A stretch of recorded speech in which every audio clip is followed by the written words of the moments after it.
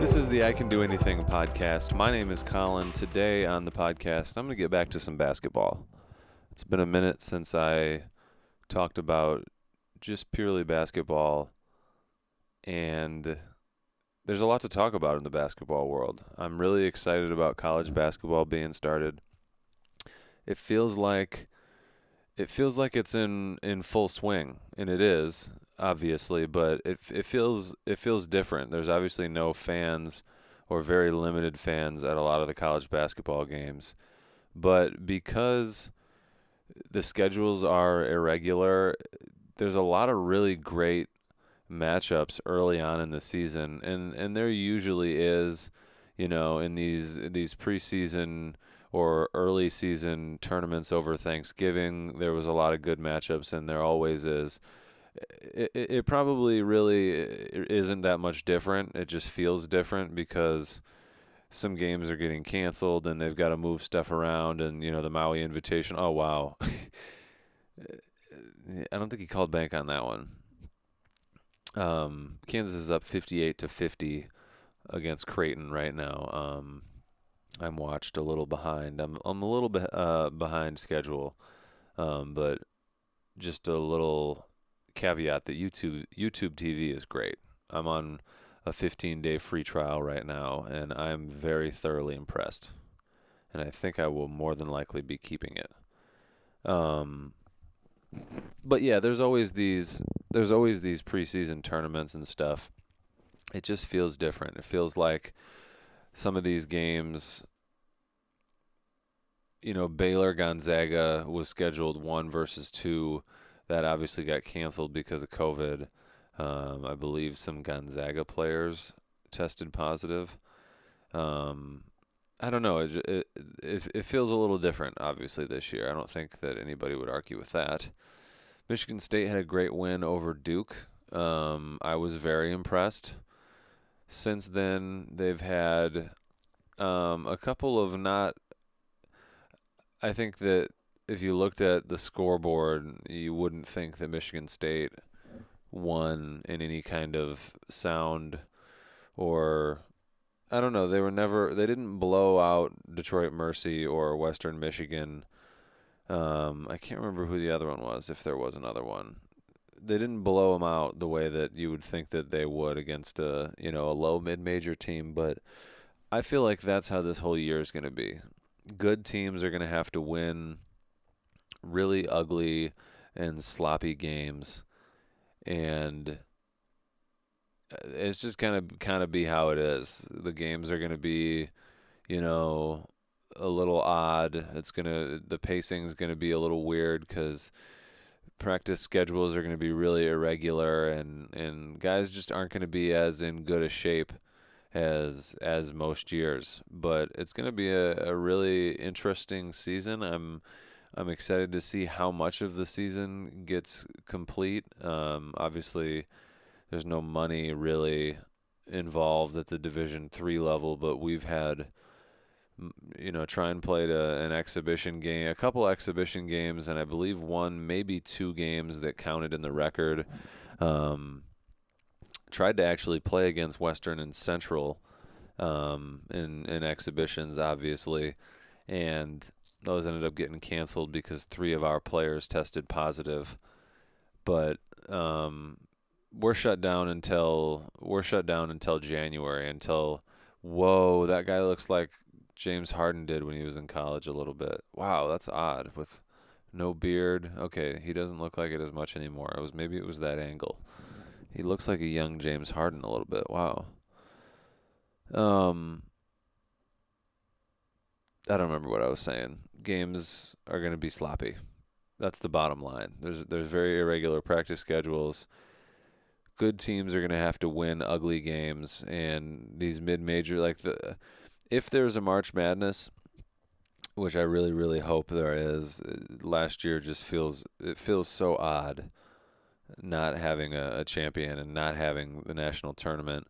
I was being asked, through some of these early games, what to expect this year from Michigan State, and it's really hard for me to gauge, whether or not they're going to be better than last year's team because I didn't get to gauge last year's team by what I believe is the only metric, and that's how well do you play in the tournament. And I don't even, honestly, going into the tournament, I don't even really remember what I felt about Michigan State going into the tournament. I don't remember if they were playing well, if I felt comfortable with the way they were playing. I know that I was a little worried about Cassius because he was carrying a lot of the load towards the end of the season. I do remember that much, and I wasn't sure, March Madness and late season basketball in general, even at the pro level, is at the pro level, it's just more about star power and scoring ability, just having I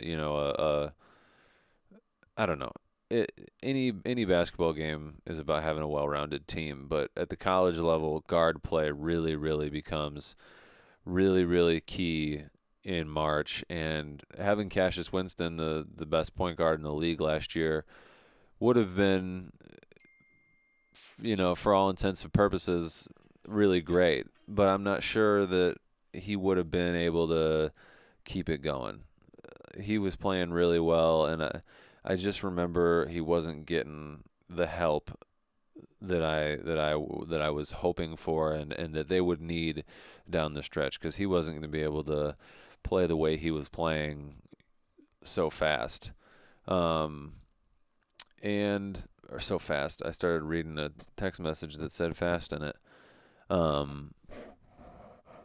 Also, the NBA is coming back up. There's an ad on screen right now for a preseason game. So that's exciting. Kid Cudi puts out an album on Friday. I'm really excited about that. That's got nothing to do with basketball, but the trilogy of the Man on the Moon series is going to be hopefully really, really awesome. I'm very, very excited for that album. But in terms of the NBA, I don't really even know what I want to talk about or where to start. There's been a lot of discussion about LeBron and AD's contracts, and what I don't hear is, obviously people talk about LeBron's longevity. That is duly noted.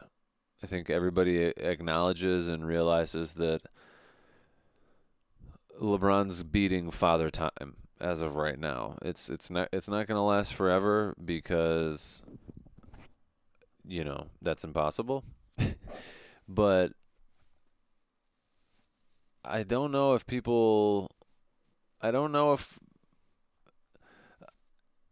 I would not be surprised if LeBron James played for another 8 years. I would not be surprised if there's another 2 to 4 years, probably more likely 4 years, of peak carrying the team LeBron. And then another 4 after that of ball handling, facilitating, playing less minutes LeBron, with AD as the leading scorer, and LeBron still probably leading, a lot of statistical categories, but just maybe not playing as many minutes, especially in the regular season.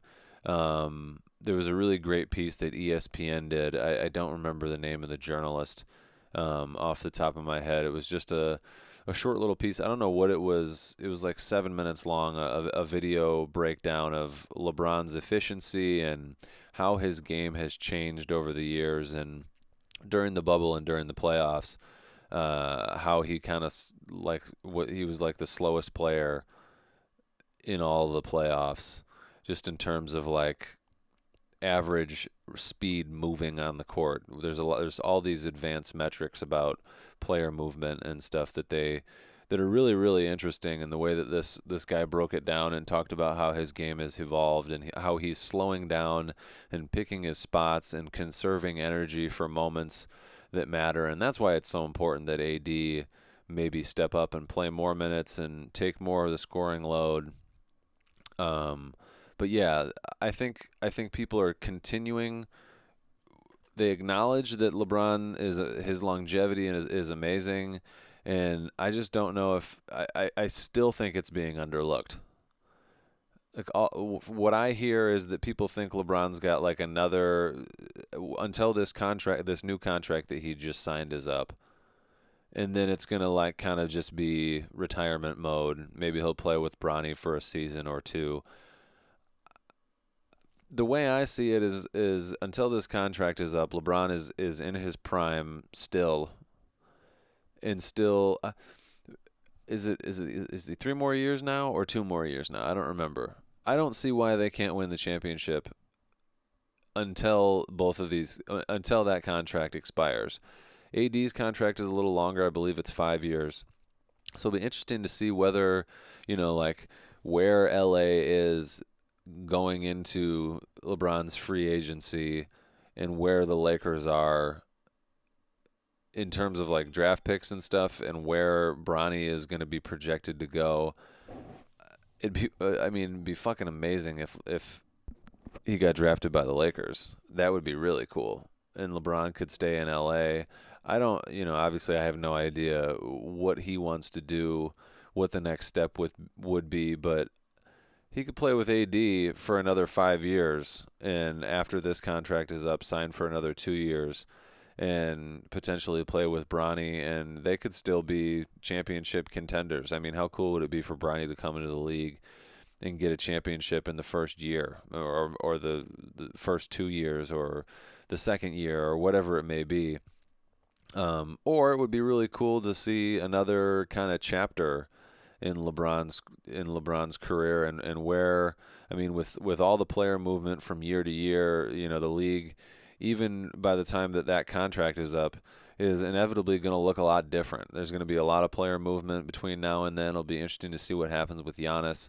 There's a lot, there's a lot of talk about Giannis right now and his contract and whether or not he'll sign the supermax, and then what the implications are on next season if he doesn't. And there's going to be a lot of scrutiny and all that stuff all throughout the season. He's going to have to answer questions about the next season and what he's going to do in free agency. So, yeah, the league's just going to look a lot different by the time LeBron's contract is up in 2 to 3 years, and it would be really awesome to see him go somewhere else. I don't even know like where to speculate, just because so much is going to be so different. But it would be cool to go see him play. I don't know. Some up and coming, somewhere like Phoenix where they got Devin Booker developing, DeAndre Ayton developing. You get a draft pick in Bronny, and then LeBron goes, and all the journeymen that come along with LeBron. You could build a cool team in Phoenix around LeBron, and potentially Bronny as a draft pick. But whatever does happen there, free agency always takes place after the draft. So, he can just opt into free agency after he sees where Bronny goes in the draft. It's funny how we're just assuming that Bronny is going to get drafted. It's like it's such a difficult thing to get into the NBA, and it's already just kind of assumed like, oh, LeBron and James Jr. Bronny is going to be in the draft, and everybody's going to want him. I don't see. I mean, it looks a lot like he's going to be really fucking good, and he's going to have a lot to live up to. But yeah, it'll be interesting to see what happens with that free agency after Bronny gets drafted, what kind of decision LeBron makes. And it'll be cool to see that he can do that. Like, okay, the draft happened, and now I'm going to just go to where my son just got drafted, regardless of who's there. Or, that's always going to be a factor. It's always going to be, he's not going to go to Minnesota. He's not going to go to Milwaukee.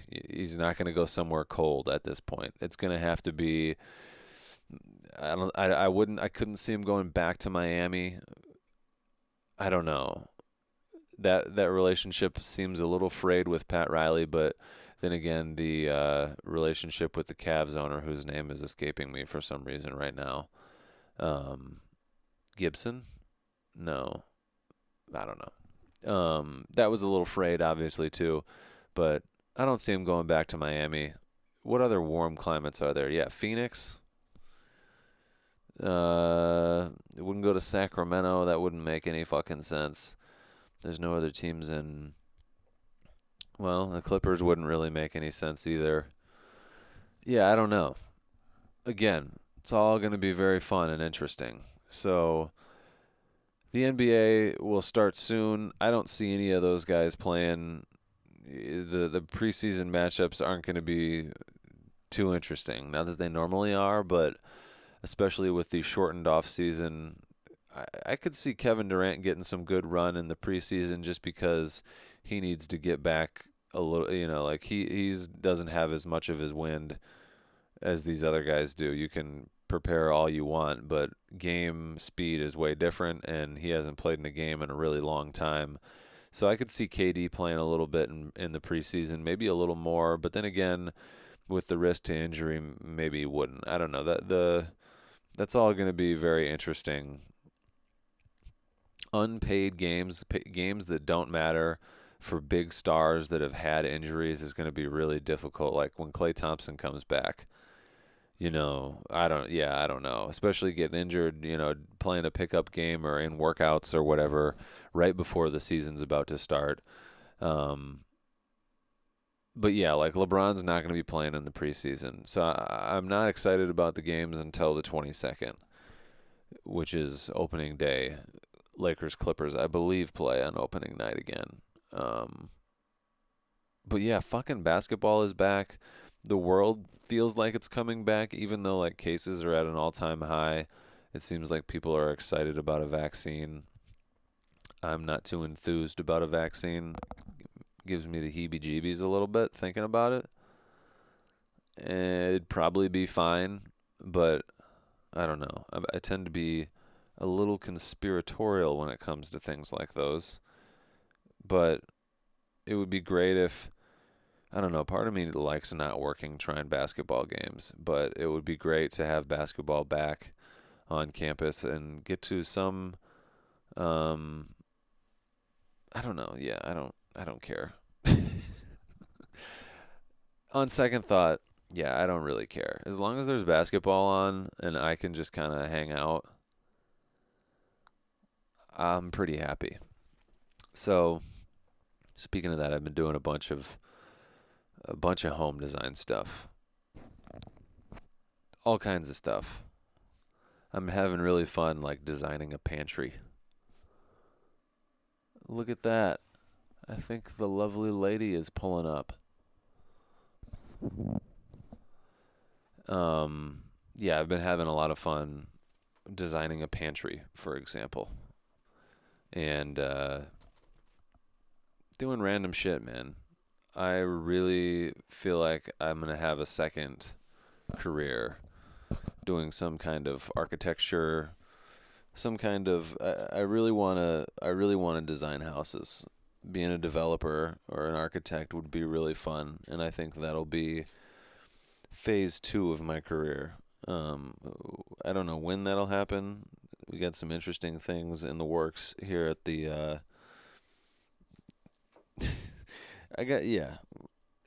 life could change here in a little while. So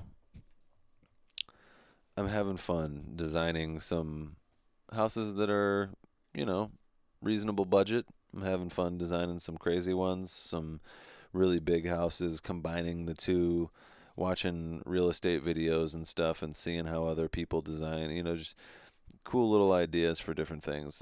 I'm having a lot of fun. And basketball's back. Let's just be thankful that basketball's back, I'm trying to find some advertising here, and I feel that I'm rambling a little bit.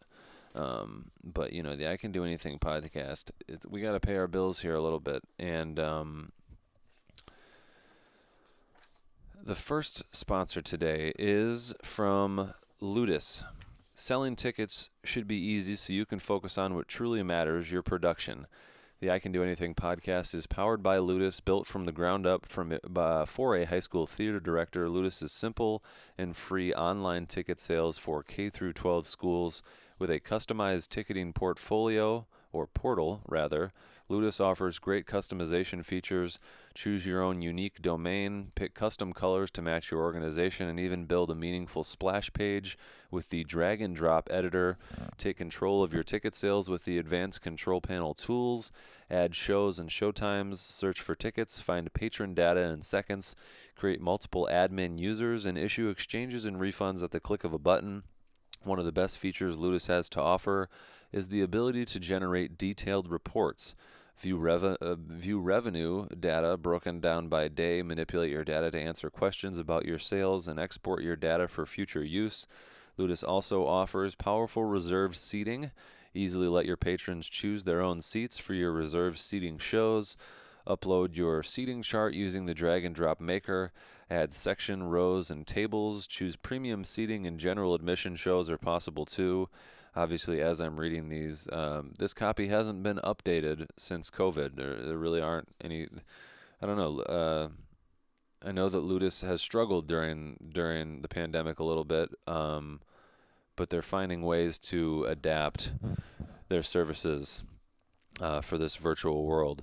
Keep track of student sales by simply adding student ledgers. Each student receives a Ludus account and a special sales code that can be applied to any order. When patrons purchase their tickets, they have the ability to print their tickets at home, have them digitally sent to their email for use on mobile devices, or mark them to be picked up at will call. With Ludus, customer service is a breeze. Oftentimes, it's nice to talk to a real person who understands what your job consists of. Ludus offers real-time support through their chat widget, step-by-step guides, videos, and an 888 phone number. Ludus has sold over a lot of tickets. I don't have the number right now because I haven't been updated in a while. And start selling tickets today with Ludus's forever 100% free guarantee to your program. That's ludus.com, LUDUS.com. And also buy fluorescent things. When an opportunity, everyone needs a little bit of light in their life, and in my professional career as a videographer, I could always use a fluorescent light or two. Fluorescent Things is my go-to online store for all things fluorescent, whether it's your standard overhead light, your photo or video lighting, commercial lighting for you biologists, providing the sole source of food generation for all living organisms on the earth, or something simple for your home, maybe for a reading nook or work desk or even a construction site. With various fixture types, sizes, bulbs, shapes, even a repair department, Fluorescent Things will fill your life with light. They even have really random, obscure things like hats with fluorescent lights, fluorescent lighting for your bike tires, and much more for all you hipsters out there who like to be weird and different. And for those of you that like to make a statement, Fluorescent Things is the largest fluorescent sales company in the world, and our listeners get 25% off if you use the promo code THINGS at checkout. That's promo code THINGS at the time of purchase for your 20% off. Thanks again for listening to the I Can Do Anything podcast. So that does it. I'm watching, there's great hoops on tonight, Creighton and Kansas, and two other big ESPN matchups. And, have a good night. Okay, I'm back. I lied. It's the next day. As soon as I was done recording, I just didn't feel like editing the video. And didn't feel like posting it. And just immediately was like, I don't give a fuck about this. And that is growing. That is growing a lot. I don't know if I give a fuck about this anymore. I don't know. I've talked about this a little bit, but I don't know if I care. This shit doesn't matter. I don't know if I care for people to hear my take on basketball and then 4 years later be like, wow, you were right. Or, you fucking idiot. You don't know what you're talking about. Or whatever the case may be. My desire to have a voice is decreasing in so many different ways. Like I don't know that I care to have an opinion anymore. Not that I ever really had any strong opinions, and maybe that's why I find it difficult. because I really don't feel strongly about anything. Like, I don't have that. I don't know. I see. This is what I mean. I don't give a fuck, really, for the most part. But I'm still trying to like figure out what gives me the most satisfaction. And making videos is, really great. I love it. I think in reality, I'm just feeling a little burnt out with my work right now. And it's the holiday season, you know? It's the holidays, and I just feel like relaxing, kind of. I just feel like relaxing. I don't really feel like doing anything. But then when I'm not doing anything, I start to be like, okay, I need something to do. But I don't want to leave my house. I really have no desire to leave my house. And I really don't have any friends in the area to go hang out with. That's really all I would care about doing, is being around people that I like.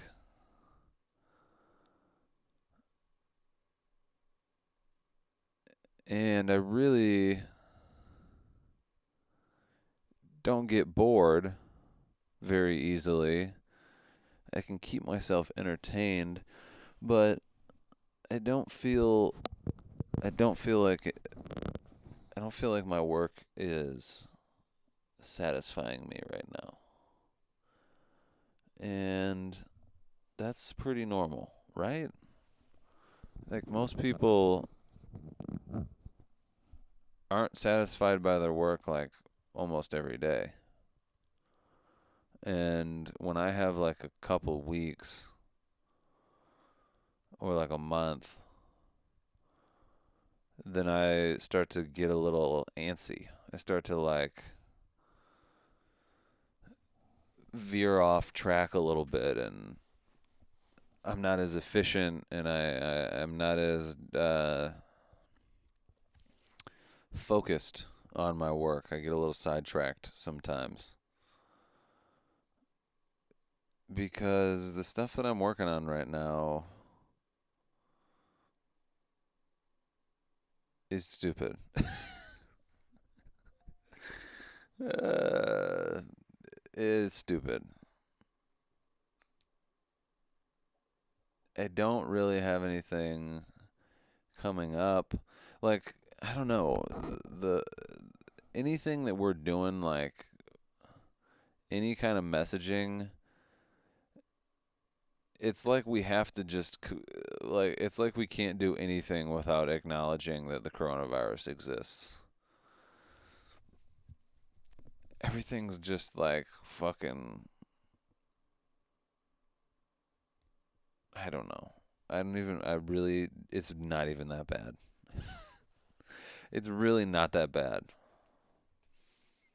I In a way, I'm kind of like in between projects. I have a project that I'm working on that's like in limbo, and it's basically for kids. And I just am not very interested in it. We shot most of it already, but we have like 3 or 4 things to shoot in January once students come back. And I just can't get myself to start. Like, I know that I should get a head start on editing, like some of the graphics and things like that, so that once everything is shot, that I can just insert those pieces and be done with it then. But I can't get myself to start editing it yet because I'm just uninterested by it, really, for the most part. It's super cheesy and corny, and like the graphics don't challenge me at all. Like, they do, and they could, but I'm so uninterested in the project that I don't really care to challenge myself with the graphics. Like, I'm sure once I start doing it, I'll like have some fun with the simplicity of the graphics. But like, even today, I started working on it, and I was gonna do like the graphic that will be in all 5 of the videos at the end of the video to try to encourage kids watching the video to try the thing that we're demonstrating. It's it's a STEM with Storm series where Storm, through a series of interactive lessons with college students in the in labs, they learn STEM, and it's really just, I don't know, it's just uninteresting, and I know that I'll probably enjoy it a little bit once I start working on it, but I'm just feeling I feel like I'm in a creative pit. I just had something last week too that I like kind of enjoyed doing. I was making a series. I was doing another series of videos for the Frank School of Education, um, to use to recruit students in the various stages of the recruitment process. And they were all very similar look and feel. So I made the thumbnails all look and feel the same, and took some inspiration from a couple different outlets, a couple different shows that I watch, and like kind of tried to mimic the graphics and put my own little try and twist on it, and actually had some fun just last week. But even that shit like was kind of it was like 17 videos, and they were all short. They were like 30 seconds to a minute, and after a while they just got really repetitive, and I was enjoying making the thumbnails, and I enjoyed making like the first 5, and then they just got really repetitive after that. And I don't know. It's the holiday. I think what it boils down to is that it's the holidays, and it's not cold yet. It doesn't really even like look cold outside and shit because there's no snow. It's not like January cold yet where it's like unbearably cold. It almost doesn't even feel like it's gonna get like that. Like I would love for this to be a very light winter. But I'm watching all these like real estate videos, and most of them take place most of them are in LA or in California, and man, I am so sick of the cold. Like it's not even that it's cold and that I just like I haven't really even I like I'm never outside really. But that's the problem. It forces you inside. Like I have no desire to be outside, really. I've gone on a couple walks like on weekends with Beatty, but I have no desire to be outside, and that's the fucking problem. I just want to be outside. And you can't be outside for like, I don't know, most of November. We'll just say November. Even October starts to get a little dicey. October was fine. October I was like outside raking leaves and shit, and it's not raining like crazy. I don't know. The rain has actually not been that bad this year. I remember when I was a freshman at Trine, it felt like in the fall semester it rained every fucking day. And I just want it to be fucking warm. Okay, November, December, January, February, March sucks. And then it's nice in May. April, well, even April kind of sucks. Let's just say it's half and half, 6 months and 6 months. That's really not that bad. This is the complain and then realize, oh, wait, my life's great episode.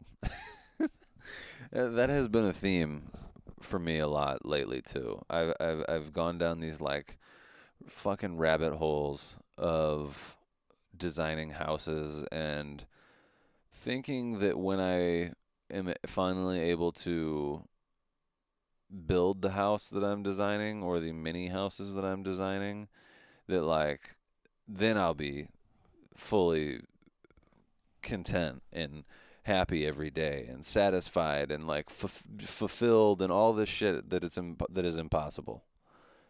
to feel all at once every single day consistently. And the more that I design these houses, the more that I'm like, oh wait, the house that I live in is pretty cool. And like I've got this obsession with pantries, as I talked about earlier in the episode. I'm trying to build like this perfect pantry where I like have everything in jars and it all looks uniform and the same, and there's no original packaging, and like everything's really fucking organized. And then I realize, oh, I could just like spend $30 here, $40 there, and slowly work this house into that. Like I don't have a pantry, but I do have a closet that could turn into like I could make a pantry if I wanted to. It doesn't have the shelving of a pantry right now, but like if I wanted to, I could just go to the fucking hardware store, buy some wood, paint it, and make a pantry out of it. And it wouldn't be like, I don't know. I'm realizing that like since I am gonna have to, like, this is my house for a little bit, I need to just enjoy what I've got and enjoy, like, I'm looking at all these $1 million houses in California and trying to find ways to like make these really expensive houses into reasonable houses by just like kind of making like only like, you know, not including the 2 walk-in master closets.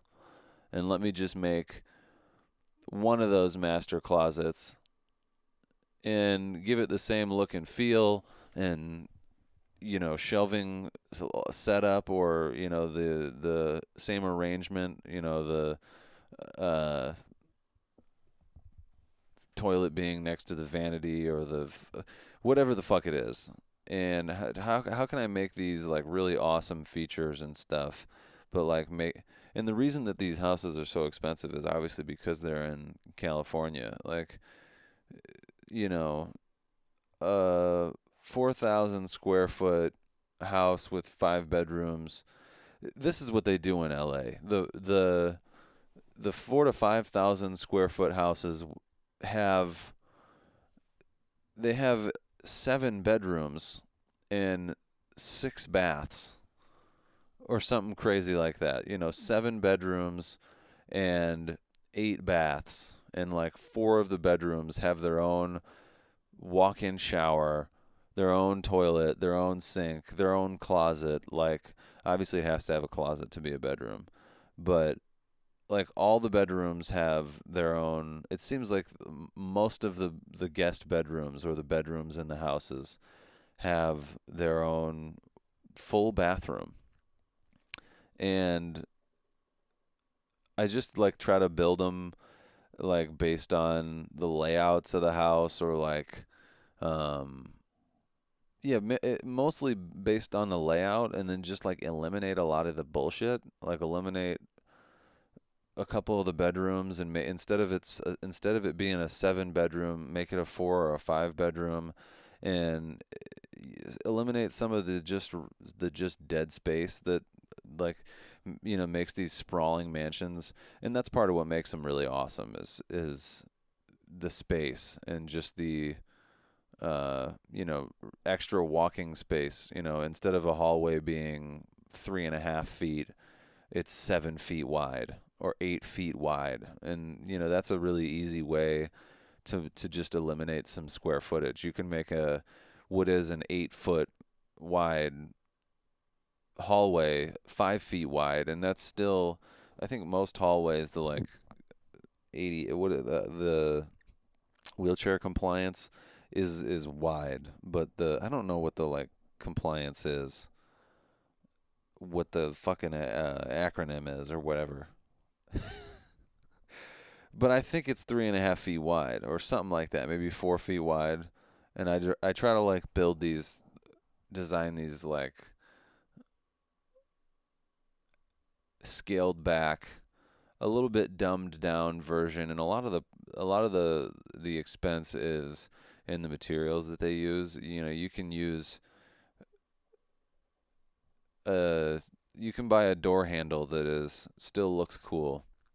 It has that same feel or whatever, and just make it not so expensive. I'm trying to think of a good example. Like instead of having a 7-foot pivot door, which are really cool, you know, you can do a 6-foot non-pivoting door that isn't made out of some rare steel or some rare metal. I don't know. You can like normalize this shit a little bit. And if I were to build it, it wouldn't be in California. Like I can build what is a $13 million house in California, cut some stuff out of it, not use such expensive materials, and still have it like look really awesome and modern. And you know, you can make a 4 or 5 bedroom, 3 to 5,000 square foot home here for $750, or that even might be a little high, like $500,000 to $800,000. Just completely different because it's not warm. You're essentially paying for warmth wherever this house is. The ability to be in your fucking pool all year instead of 6 months. Does any of this matter to anybody? This is more therapeutic for me. I just need to sit and look out the window, which is what I'm doing, and say some shit about whatever. I need creative stimulation. I need my brain to like be challenged creatively and forming words into sentences that sound interesting and or whatever is really all I got right now, is kind of what it feels like.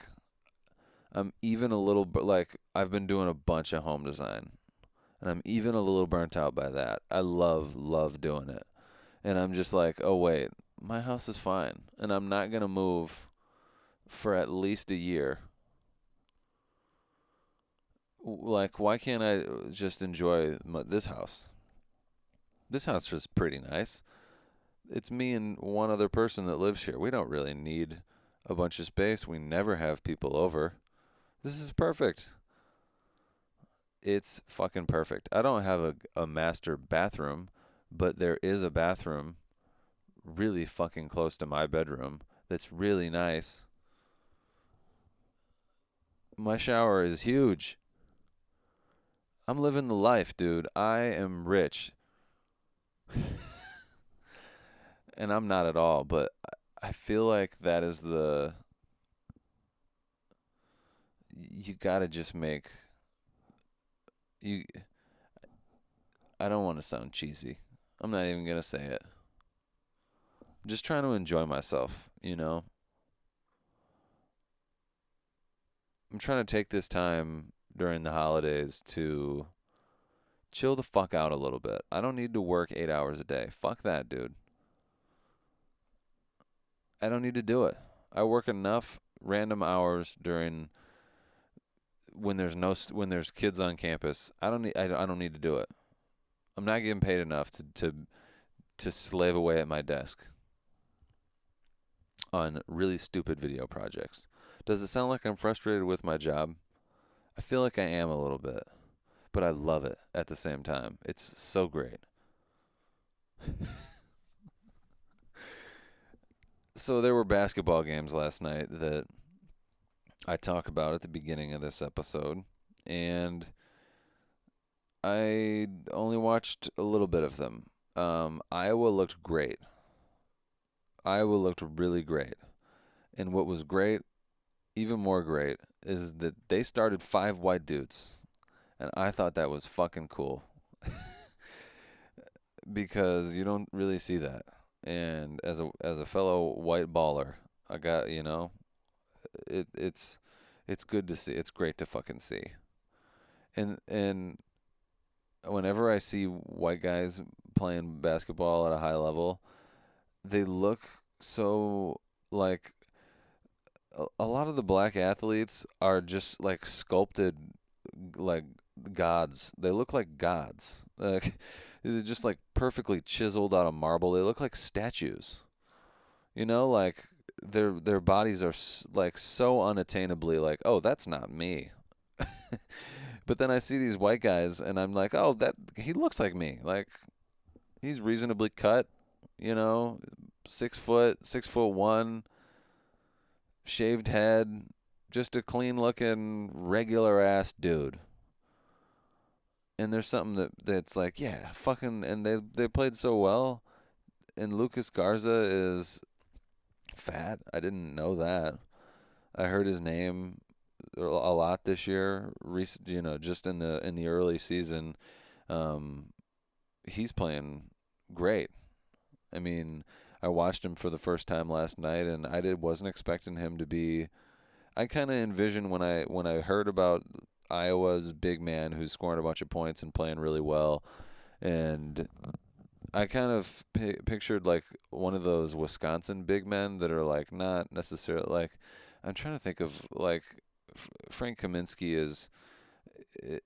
Wisconsin, if you know anything about Big Ten basketball, always has a methodical, not really athletic, but like kind of sneaky athletic, almost like just like a, I can't even think of them. I don't even, like, that's how boring they are, kind of. Like, Wisconsin big men would translate really well. I'm surprised that it hasn't, because off the top of my head, I can't really think of any that played for the Spurs, but I almost think of those two programs as like the exact, like just an extension of each other. Like Wisconsin basketball for so many years feels like exactly what the Spurs do in the NBA. It's really slow. It's all half court. It's like very sophisticated, like intricacies, like just great offensive team basketball. And that's what Iowa felt like last night. And that's kind of what I was expecting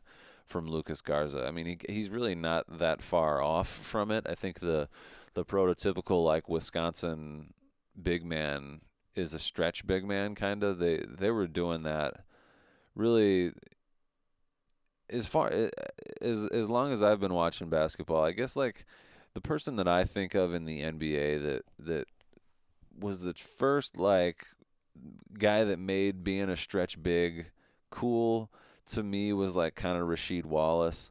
There were obviously people before him, you know, but to me it was kind of Rasheed Wallace that like popularized it and made it kind of cool.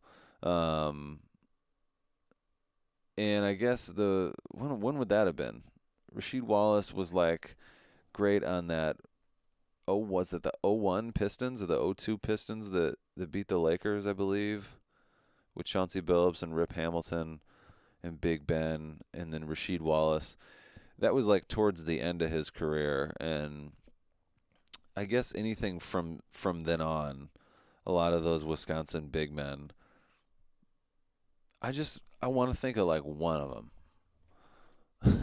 There was one guy probably 10 to 15 years ago, um, a Wisconsin big man who Wisconsin rosters.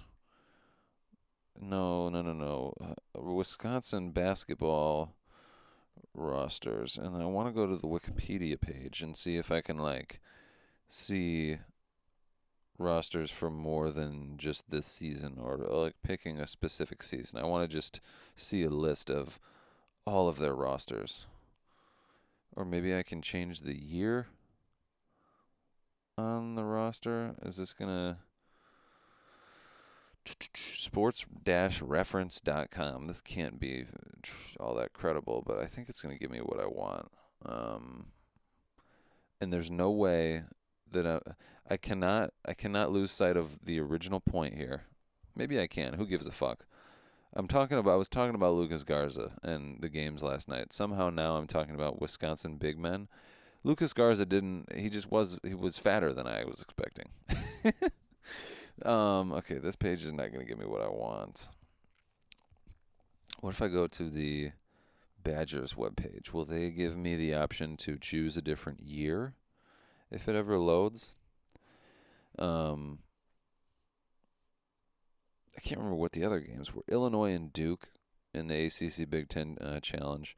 Didn't watch very much of that. I watched maybe the first half of the first half. And then there was another game, a late game, that I don't remember who played and don't know. Oh, shit, I lost it. Oh, my gosh, I have so many tabs open. Whoa, dude. Okay, uwbadgers.com. Come on.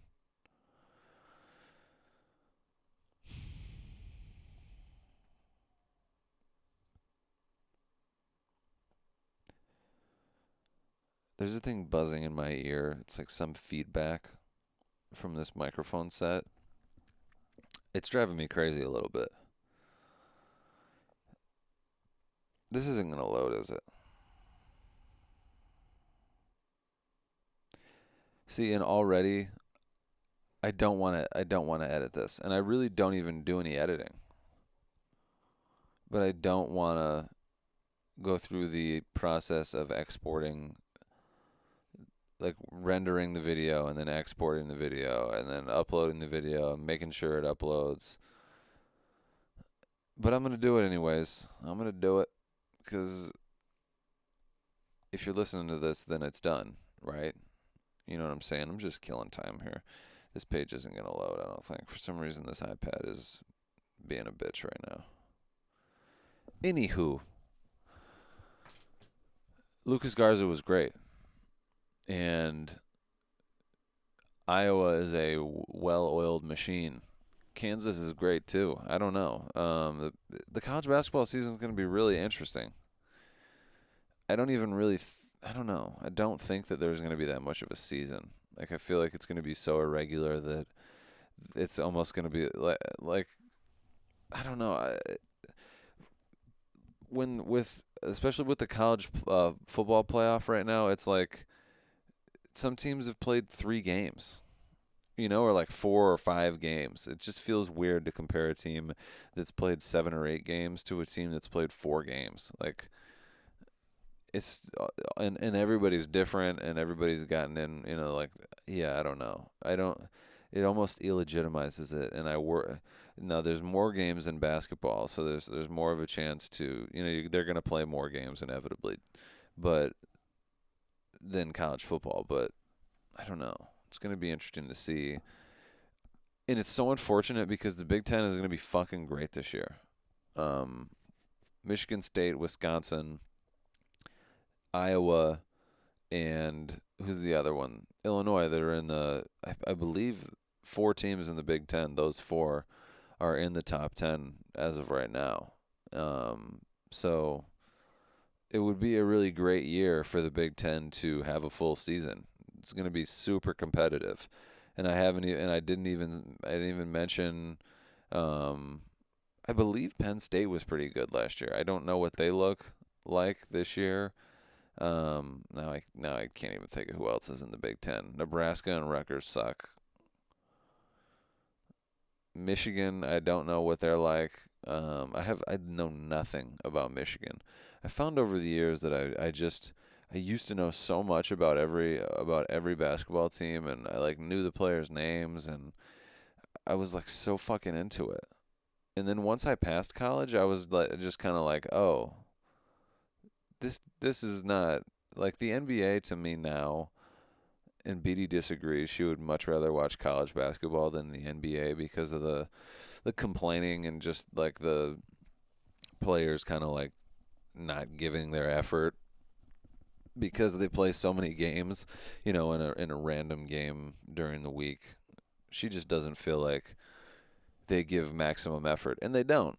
But even to me, even the non maximum effort, it's just such a better game.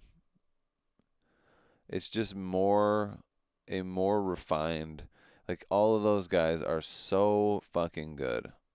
It's crazy how many great college basketball players don't even get close to playing in the NBA because they're just not talented enough. Like the amount of talent in the NBA is fucking unbelievable. And today more than ever, like there's so many really really talented players that don't really even like score in the NBA. Like there's just so many talented big name players. Like I just don't know anybody in college basketball. I don't know the high level recruits, and they almost like don't really. I don't know. They're almost not even that impressive. There's a guy in Kansas that looks like he could be an NBA player, but like even like a guy like Lucas Garza, like I don't know. I don't know. It just probably wouldn't work. It just probably won't work. So it is nice having college basketball back, but I'm very excited for the NBA to start. I don't really have anything else to say. I think I've gotten some. I think this was a little bit therapeutic for me, at least today. Um, I'm going to go drink some tea and read a book, or maybe listen to a podcast and look out the window.